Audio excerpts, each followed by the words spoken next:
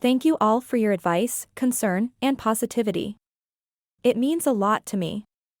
I realized it's been almost a month since my initial post, and many of you have kindly checked in on how I'm doing. Unfortunately, things have gone from bad to worse, reaching a level of cruelty I can't even describe. I apologize for this long update, but it's the only way to explain how truly devastated I feel.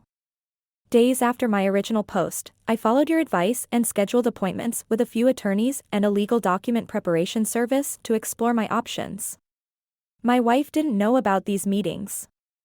We had little contact for a few days, but she insisted that she was serious this time about seeing a marriage therapist, something I had pushed for months before I found out about her betrayal. She managed to get us an appointment, but it was about a week and a half away. During that time, I was obsessively monitoring her digital activity through her iPad. I scrutinized every message, app, and social media post. After a week and a half, I hadn't found anything more incriminating, and I started to believe she was genuinely remorseful.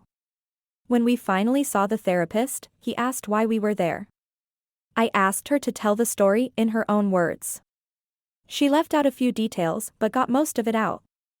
The therapist then turned to me and asked how I felt about trusting her and the state of our marriage. In disbelief, I just shook my head and said, if I don't say it out loud now, I never will. I told them both that the marriage was over, my trust was shattered, and there was no coming back from this. My wife broke down, but I felt a slight sense of relief for having said it out loud in front of both her and a neutral third party. The therapist spent the rest of the session validating my decision and calming her down. He suggested seeing us individually, not as a couple, which was fine with me because I had no intention of reconciling. I knew I was entering a legal process that could GE. I was devastated. I broke down at 3 a.m. on a weeknight. I gathered a handful of prescription pills, ready to end it all. In a moment of desperation, I tried calling my family. My sister answered, and after I told her what I'd found, she kept me on the phone for over an hour, calming me down. Eventually, I put the pills back, washed my hands, and tried to sleep, though I never could. The next morning, I went to work, bringing the pills and the iPad with me. I gave them to a trusted coworker and asked him to lock them up in his desk. No questions asked. So, I had my undeniable proof. My wife was not only a cheater but a liar as well. I spent days wrestling with the urge to expose her to everyone.